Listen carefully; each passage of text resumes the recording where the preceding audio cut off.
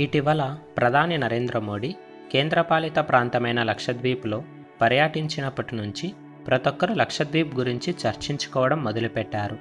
ఈ విషయం తెలుసుకున్న మాల్దీవుల ప్రతినిధులు పర్యాటకంలో తమతో ఎవరూ పోటీ పడలేరని మోడీపై వివాదాస్పద వ్యాఖ్యలు చేశారు. దీని వెనుక మాల్దీవుల ప్రధాని అయిన మయూజు చైనాతో ఉన్న స్నేహ సంబంధాల కారణంగా ఇలాంటి వివాదాస్పద వ్యాఖ్యలు వచ్చాయని అనుమానాలు ఉన్నాయి. అయితే మన భారతీయులు ఇకపై లక్షద్వీప్కే వెళ్లాలని నిర్ణయించుకున్నారు. పర్యాటకంగా మాల్దీవులను బైకాట్ చేస్తూ కొంతమంది సెలబ్రిటీస్ కూడా మద్దతు పలికారు. అయితే ఇక నుంచి ఈ అందమైన బీచ్లు, తీర ప్రాంతాలు కలిగిన లక్షద్వీప్లో పర్యటించాలని ఫిక్స్ అయ్యారు. ఇదే సమయంలో ఇజ్రాయెల్ కూడా ఒక కీలక ప్రకటన చేసింది. అదేమంటే నేటి నుంచి లక్షద్వీప్లో డిశాలినేషన్ ప్రక్రియ ప్రారంభిస్తామని తెలిపింది. డిశాలినేషన్ అంటే సముద్రపు నీటిలోని లవణాలను తొలగించి వాటిని తాగేందుకు వీలుగా మార్చడమే డిశాలినేషన్.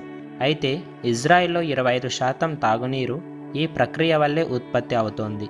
ఈ నేపథ్యంలోనే లక్షద్వీప్ అంటే ఏమి, దాని చరిత్ర ఏమి, అది భారత్లో ఎలా భాగమైంది, కేంద్రపాలిత ప్రాంతంగా ఎందుకు ఏర్పడింది అనే ఆసక్తికరమైన విషయాల్ని తెలుసుకుందాం. మొదటగా లక్షద్వీప్ అనేది భారత్లో ఎలా భాగమైంది అంటే 1947 ఆగస్టులో భారత్ పాకిస్తాన్ విడిపోయినప్పుడు 500 కంటే ఎక్కువ సంస్థానాలను ఏకం చేయడానికి అప్పటి భారత హోంశాఖ మంత్రి అయిన సర్దార్ వల్లభాయ్ పటేల్ ముఖ్యమైన పాత్ర పోషించారు. ఆ సమయంలో పాక్ ప్రధాని లియాఖత్ అలీ ఖాన్ పంజాబ్, సింధ్, బెంగాల్, హజారాలను తమ దేశంలో విలీనం చేసేందుకు సాయశక్తులా ప్రయత్నించారు. ఇలా ఇరు దేశాలు స్వాతంత్రం పొందిన తర్వాత ప్రధాన భూభాగాలను తమ దేశాల్లో కలుపుకునే పనిలో ఉన్నారు. అయితే లక్షద్వీప్ను ఎవరూ పట్టించుకోలేదు. కట్ చేస్తే భారత్ ఇంకా దానిని స్వాధీనం చేసుకోలేదు. ముస్లింలు ఎక్కువగా ఉండడంతో లక్షద్వీప్ని నియంత్రించాలని ఆగస్టు నెలాఖరులో లియాఖత్ అలీ ఖాన్ భావించారు. వెంటనే తమ యుద్ధ నౌకను అక్కడికి పంపించారు. అదే సమయంలో సర్దార్ వల్లభాయ్ పటేల్ కూడా ఆర్కట్ రామస్వామి ముదలియార్, ఆర్కట్ లక్ష్మణస్వామి ముదలియార్లను వెంటనే సైన్యంతో లక్షద్వీప్ వైపు వెళ్లాలని కోరారు. ఆ ప్రాంతాన్ని వీలైనంత త్వరగా స్వాధీనం చేసుకొని భారతీయ జాతీయ జెండాను ఎగరవేయాలని ఆయన ఆదేశించారు. ఇలా భారత్ పాక్ సైన్యాలు లక్షద్వీప్ వైపు బయలుదేరాయి. చివరికి భారత్ సైన్యం ముందుగా లక్షద్వీప్కు చేరుకొని త్రివర్ణ పతాకాన్ని ఎగురవేసింది. కాసేపయ్యాక అక్కడికి చేరుకున్న పాకిస్తాన్ యుద్ధ నౌక భారతదేశపు త్రివర్ణ పతాకాన్ని చూసి అక్కడి నుంచి సైలెంట్గా వెనక్కి వెళ్ళిపోయింది. ఇక అప్పటి నుంచి లక్షద్వీప్ అనేది భారతదేశంలో అంతర్భాగం అయ్యింది. ఒకవేళ మన సైన్యం 6 గంటల ఆలస్యమై ఉండింటే పరిస్థితులు మరోలా ఉండేవి. తర్వాత లక్షద్వీప్ను కేంద్రపాలిత ప్రాంతంగా ఎందుకు చేశారు అనే ప్రశ్నకి జమ్మూ కాశ్మీర్కు ప్రత్యేక హోదాను రద్దు చేసిన తర్వాత భారతదేశంలో కేంద్రపాలిత ప్రాంతాల సంఖ్య 8కి చేరింది. వాటిలో లక్షద్వీప్ కూడా ఒకటి. 1956 నవంబర్ 1వ తేదీన లక్షద్వీప్ అనేది కేంద్రపాలిత ప్రాంతంగా ఏర్పడింది. అప్పుడు దీనిని లక్కాదీవ్, మినీకాయ్, అమినదీవి అని పిలిచేవారు. తర్వాత 1973లో లక్షద్వీప్ అనే కొత్త పేరును పెట్టారు. ఇది జనాభా విస్తీర్ణ పరంగా చాలా చిన్నది. 32 చదరపు కిలోమీటర్ల వైశాల్యం కలిగిన ఈ భూభాగంలో 68,000కు పైగా జనాభా ఉన్నారు. ఈ కారణంగా దీనికి రాష్ట్ర హోదా దక్కలేదు. ఇతర భౌగోళిక కారణాల వల్ల లక్షద్వీప్కు కేంద్రపాలిత ప్రాంతం హోదా లభించింది. ఇది 36 చిన్న ద్వీపాల సమూహం అయినప్పటికీ ప్రజలు కేవలం 10 ద్వీపాలలో మాత్రమే నివసిస్తున్నారు. ఇక్కడ జనాభాలో 96% మంది ముస్లింలు ఉన్నారు. అయితే ప్రస్తుత వార్తల్లో మాల్దీవులు, లక్షద్వీపుల మధ్య పర్యాటక యుద్ధ వాతావరణం ఉంది. అయితే ఈ రెండు దేశాలకి తేడా ఏమంటే భారతదేశం నుంచి మాల్దీవులకు చేరుకోవడం చాలా సులభం. తక్కువ సమయంలో చేరుకోవచ్చు. అలాగే మాల్దీవులకు వెళ్ళడానికి వీసా కూడా ఉచితం.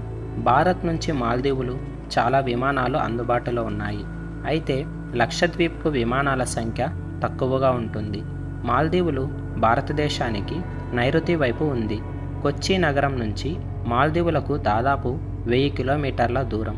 అయితే ఈ దీవులు దాదాపు 1200 ద్వీపాల సమూహంగా ఉంది. అందులో చాలా ద్వీపాలలో జనావాసాలు లేవు. మాల్దీవుల వైశాల్యం 300 చదరపు కిలోమీటర్లు, అంటే పరిమాణంలో ఢిల్లీ కంటే దాదాపు 5 రెట్లు చిన్నది. మాల్దీవుల యొక్క దీవులు ఏదీ సముద్ర మట్టానికి 6 అడుగుల కంటే ఎక్కువ ఎత్తులో లేదు. వాతావరణ మార్పుల కారణంగా, పెరుగుతున్న సముద్ర మట్టాల కారణంగా మాల్దీవులు ప్రమాదంలో ఉన్నాయి. ఈ దేశ ఆర్థిక వ్యవస్థ టూరిజంపై ఆధారపడి ఉంది. మాల్దీవులకు వెళ్ళేవారిలో అత్యధికులు భారతీయులే. 2022 ఏడాది చూస్తే మాల్దీవులను సందర్శించిన భారతీయులలో 3 లక్షల మంది దాకా ఉన్నారు. ఇక్కడ నీలం రంగులో సముద్రం, చుట్టూ తెల్లటి ఇసుక తీరాలతో ఉన్న ద్వీపాలు పర్యాటకులను ఆకర్షిస్తాయి. ఇప్పుడు లక్షద్వీప్లను చూస్తే లక్షద్వీప్లో కూడా తెల్లటి ఇసుక బీచ్లు ఉన్నాయి. మే నుంచి సెప్టెంబర్ మధ్యకాలంలో ఇక్కడికి వెళ్ళడానికి ఉత్తమ సమయం. ఎందుకంటే ఈ సమయంలో ఇక్కడ ఉష్ణోగ్రత 22 నుంచి 36 డిగ్రీల సెల్సియస్ వరకు ఉంటుంది. డిసెంబర్ నుంచి ఫిబ్రవరి మధ్య ఇక్కడ పర్యాటకుల రద్దీ ఎక్కువగా ఉంటుంది. కానీ లక్షద్వీప్కు వెళ్ళాలంటే అడ్మినిస్ట్రేషన్ నుంచి అనుమతి పొందాలి. ఇక్కడ అనేక ద్వీపాలకు ప్రవేశం తక్కువగా ఉంటుంది. అలాగే ప్రభుత్వ అనుమతి కూడా అవసరం. లక్షద్వీప్ పేరులాగే కథ కూడా ఆసక్తికరంగా ఉంటుంది. లక్షద్వీప్ అంటే మలయాళం పదం. సంస్కృతంలో లక్షదీవులు అని అర్థం. అయితే లక్షద్వీప్ అనేది ఎలా వార్తల్లోకి వచ్చిందంటే, ఇటీవల లక్షద్వీప్లో పర్యటించిన ప్రధాని మోడీ పలు అభివృద్ధి పథకాలకు శంకుస్థాపన చేశారు. లక్షద్వీప్ పర్యటనలో కొచ్చిను లక్షదీవుల మధ్య సబ్మెరైన్ ఆప్టికల్ ఫైబర్ కనెక్షన్ ప్రాజెక్టును ప్రారంభించారు. దీని ద్వారా లక్షదీవులలో నెమ్మదిగా ఇంటర్నెట్ వేగం యొక్క సవాలును అధిగమించాలని ప్రధాని నిర్ణయించారు. అయితే ఇక్కడ గోమాంసంపై నిషేధం, కొన్నిసార్లు శుక్రవారం సెలవును ఆదివారానికి మార్చడం వంటి విషయాల్లో లక్షదీవులలో వివాదం నెలకొని ఉంది. అయితే లక్షదీవులు, మాల్దీవులు రెండూ భారతదేశ భద్రతకు చాలా ముఖ్యమైనవి. మాల్దీవులలో భారత్ ఉనికి బలహీనపడితే చైనా చాలా దగ్గరగా రావడానికి ప్రయత్నిస్తోంది.